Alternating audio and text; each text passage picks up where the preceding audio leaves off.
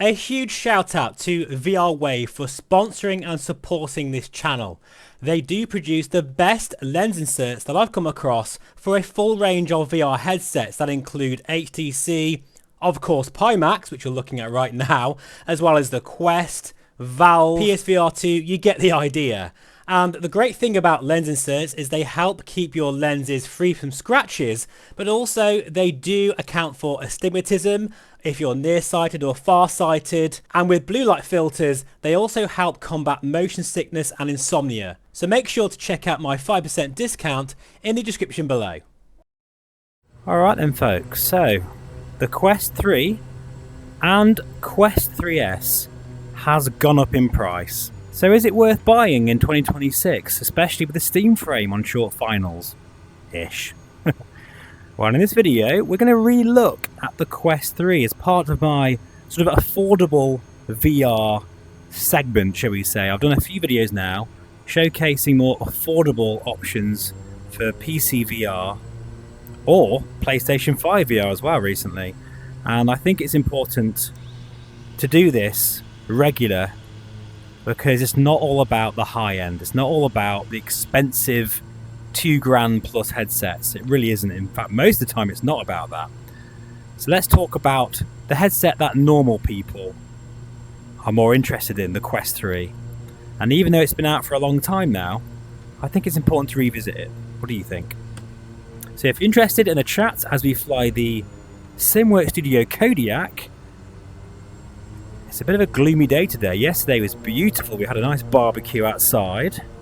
And yeah, it was really nice. But today, a bit different. But I quite like that, actually. I quite like how it's a bit cool today. We nearly got sunburn. Right, anyway. So I think we're all good there. Everything's fine. Let's take off and have a chat. Feeling the power kicking in. This is Old Buckingham Aerodrome by Burning Blue Design.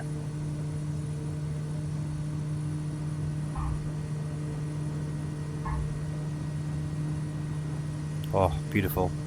Never gets old, that sort of feeling of trundling down the runway, all the bumps, and then suddenly you just lift off and you're in the air. Feels fantastic. So the Quest 3, it's getting on a bit now, and unfortunately I'm sorry to tell you it's gone up in price, up to around £100 in the UK, and that could mean even more in some countries. In America I think it's up to about 20% as well. But the thing is, I'm going to say it quite loud and clear here, it's an amazing VR headset, and it's still extremely good value for money. The problem is, there is a certain group out there of people that don't seem to understand that the Quest 3 price, that's not normal for VR, okay? You're getting a headset that is worth a lot more money than what Meta are selling it at, and making a loss, as you've probably seen in the news quite a few times. So even though it's gone up by £100, which is shit, admittedly, it's, you know, we want it as cheap as possible, of course we do. It's still really well worth the money. However, there is a sticky point here now, because it's not so clear cut now, because we've got the Steam frame coming. So it really is terrible timing for Meta to raise the price of the Quest 3 when it's going to have its strongest competitor it's ever had soon. But the reason I'd imagine, or one of the main reasons why they put up the price, is because, well, RAM shortages and just PC components in general are getting more expensive. So it had to happen eventually. So I thought I'd just go through a few things as well, because you might notice my Quest 3 looks a bit different. I haven't really used it on the channel for a while. I apologise for that. Not because I don't use it. I absolutely love this headset. I really do. It is still, let's be fair here, it's still the absolute best consummate all-round VR headset out there. Absolutely, really is. and it's going to still do some things that the Steam frame can't, that's for sure. But yeah, I've done some modifications to my Quest 3. I'm always on the lookout for new things. And you might be thinking to yourself, you've got a Bobo head strap on. No, I haven't, actually. I've got a new head strap. And actually, I previously used to use Orbic. I've used them for years. And every time I've tried a new head strap, they just haven't cut it for me. But I'm glad to say, friggin' hell, AMVR have come out with this fantastic new Halo strap, battery head strap, which does everything. I mean everything. It even cools you down, which I think is very apt considering you're going into summer at the moment. It's getting hot. So I just thought I'd show you this actually whilst we're talking about the Quest 3 to update you on what I'm up to with it. These are the shots of it. Now, you might be thinking to yourself, that's just basically a rip-off of the Bobo style Halo strap. And you might be right, but I've got to say, this is built better. It feels more solid.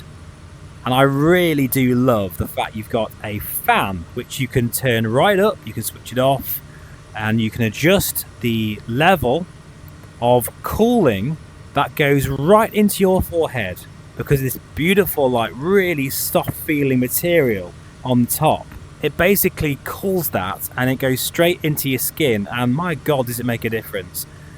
There's no doubt about it. I'm going to be using the Quest 3 a lot more now it's getting warmer. Really, it just makes a massive difference. So that in itself, for me personally, was a game changer. Sorry, but it was, because I hate getting hot and sticky in VR. Just can't stand it, and that mitigates it completely. I tried it yesterday. In fact, at one point when we was having our barbecue, I invited a few of my family members into the motion rig, and it was a hot day. We used the Quest 3 and not one of us felt too hot, and it was, you know, 25 plus degree day. So yeah, massive plus there. I also, which is more important, find it immensely comfortable. This, I mean, it probably doesn't look, it looks quite large on the camera, as you can see, and I'll show you some shots now of it again, and yeah, it does look like there's a lot going on with it, but it's very cleverly designed. You've got the optional top strap or arms that can be adjusted depending on the size of your head and your preference. I personally got mine on the second notch, which again really supports the headset even more. Then you've got the hot swappable batteries, 8,000 milliamp. Now I remember when I did a test with an 8,000 milliamp battery and I got 5 hours out of it. In fact, I think it was nearly 6, to be fair, which is plenty for a VR session. For me anyway, these days, absolutely. I also really like how, because of the Halo design, I don't have to squish the headset to my face to get a decent field of view. And it feels good. I'm definitely getting about 110, maybe 112 degrees field of view here. It's just a very comfortable place to be. And that's the point really. With the Quest 3, it's been out long enough now that the accessories have matured, and you can get some really good ones now, like properly good accessories that will make this headset feel a lot more premium. Case in point, even the software side of things, this headset has matured where the UI is better, it works really well. I just use the hand tracking now. When I want to jump into virtual desktop, which I'm going to talk about in a minute as well, I don't need to use my controllers, I use my hands and they work really well. Hand tracking on this is absolutely amazing, it really is. As is the mixed reality. That's another big deal. In fact, it's probably the biggest deal that will set this apart from the Steam frame, on launch anyway. The pass-through on this is excellent. It really is very good, and I can even mask my own cockpit. Those sorts of features are only really available on the top-end headsets, such as the Somnium VR1, which I've shown recently. That's $4,500, or the XR4, which is a lot more money than the Somnium VR1. But I can actually mask my own cockpit with this, using probably even my fingers actually, if I wanted to, if I had the controller enabled. So I think with all that in mind, Then you add a virtual desktop, which in my opinion is still the best way to use this headset by far, especially when you've got a head strap like this with the battery. It'll just last plenty for your session. You know, you could argue that link cable might give you a bit better quality, but I'm currently using this on the maximum settings. In fact, I've got it a bit super sampled, and it looks really good. I mean, don't get me wrong, it doesn't look as good as the Pimax Crystal Lite. It really doesn't. But what it does do better, apart from all the other things I've just said, mixed reality, better software, cheaper, more comfortable, it has still, I can't believe I'm saying this, but it still has the best lenses in the business. The only other lens design that I've seen that comes very close to this is, remarkably, the Pimax Crystal Dream Air. Those lenses are superb, but they're still not as good as these. And to be fair, they probably would have been as good as these, but it's all because of using tiny micro OLED displays. That's really hard. If they'd used an LCD display, like the one in the Quest, then it would probably look as good as this. Now, talking of the display, that's where things do fall down a little bit. You do see screen door effect. Absolutely. It's not in your face, but it is there. There is Miura in the Quest 3, something I can't believe no one talks about. I think it's because people are a little bit sort of fanboyish on the Quest. Well, there's a lot of channels out there that just focus on Quest content because they're Meta ambassadors and all that. That's fine, but, well, it's not fine really, because they really should be telling you the whole story. Because it's kind of very uniform, it blends in very well, and nowhere near that of the PSVR 2, which has a god-awful Miura. It completely kills that headset for me. Sorry, but it does. It's just terrible. Now, in terms of that LCD panel, it's not QLED. You don't get local dimming. The colours are okay, but nothing to write home about. You can improve them in Virtual Desktop. Again, I keep mentioning Virtual Desktop. Best piece of software ever made. You know, because it means you get seamless integration with all your games and sims. I can be shooting zombies 1 minute, flying a Kodiak around Lincolnshire, or wherever I am, and then playing Beat Saber or Crazy Golf or something like that. This is, without any shadow of a doubt, the best all-round PC VR headset out there. It kind of reminds me of a Ford Focus back in the day. I remember the Ford Focus. You know, that used to be the best all-round family car, but also because of the way it handled, it was also fun to drive, and it was decent value. Something you don't hear much of these days, decent value. It's becoming a thing of the past. It's such a shame. But in a sea of crazy expensive VR headsets, even though this is £100 more, this is still absolutely a superb package. And I would recommend that with this particular head strap as well, it transforms the comfort and you can be cool all day. In fact, I haven't got it on at the moment, but if I just basically press aside this button here, switch it on, you can hear the fan, but that's fine because it's not like it's terrible. Bit of a beep there, that's because I got it on max. And oh, that feels so nice. It's kind of like, you know those, what do you call them things? Like, you've got those gel packs that if you whack it with your hand, they become instantly hot or cold. It's a bit like that. Like, instantly I can feel a beautiful band of cold air pressing against my forehead. And now I am super cool. It just makes such a difference because I hate sweating in VR. So, yeah.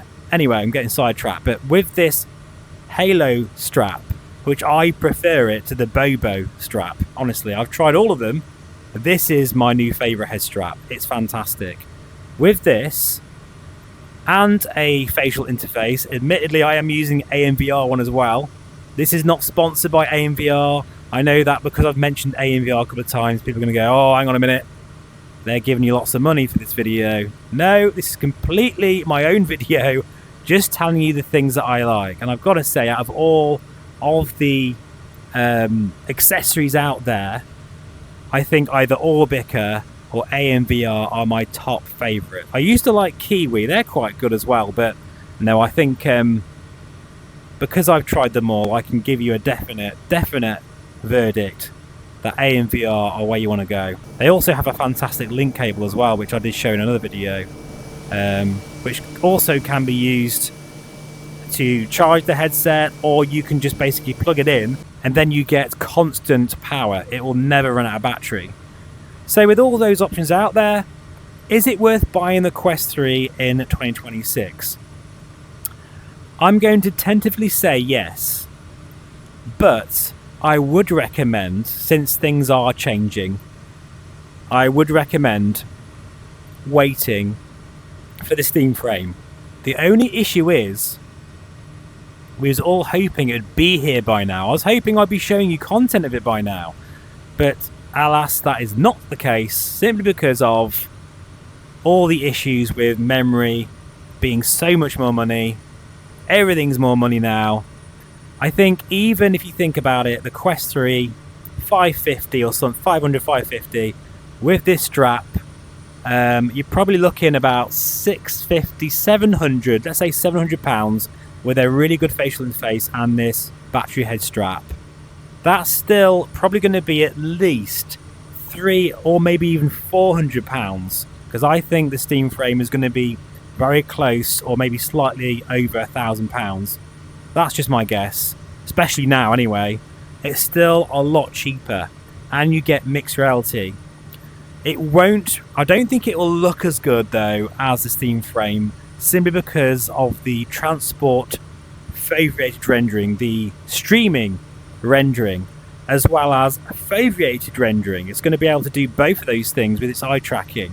And being Valve, also with Matt from the OpenXR toolkit on his side, I think it's going to look better. It might perform better as well, but that's a tall order because the virtual desktop is already very, very impressive. So yeah, I think that's my updated thoughts and opinions on the Quest 3 in 2026. It's still an absolute head turner. It really is. It's brilliant. It's fantastic. Is it the best affordable PC VR and standalone VR headset out there? Yes, it is. By the way, I'm currently flying in, obviously, Sim Update 5, the official release. I'm using TA mode, and I am using my 5090 PC for this. And there's a lot to be said for that. Sometimes it makes sense to get the most expensive, best graphics card you can get, and then maybe buy a Quest 3 or a Pimax Crystal Lite rather than a Dream Air, because you're going to be able to max it out and enjoy it a lot more. I've always said this, but I think graphics cards are more important. Get that first, then get the VR headset. Anyway, I'm going to continue on. So I'm going to make another video about something else with the Quest 3. So if you do wonder why I'm wearing the same t-shirt in another video soon, that's why. But for now, please let me know your thoughts in the comments below. I will have links for the AMVR battery head strap in the description below. This is by far the best head strap I've used to date. And it's been a while because I've used the Orbica one. Let me think. Well, ever since I got a Quest 2. That's how good this is. It's finally made me change. So I'll have all the links for that in the notes below. Thanks for watching. And from me and this beautiful Kodiak, I'll see you again very soon. Take care and bye for now.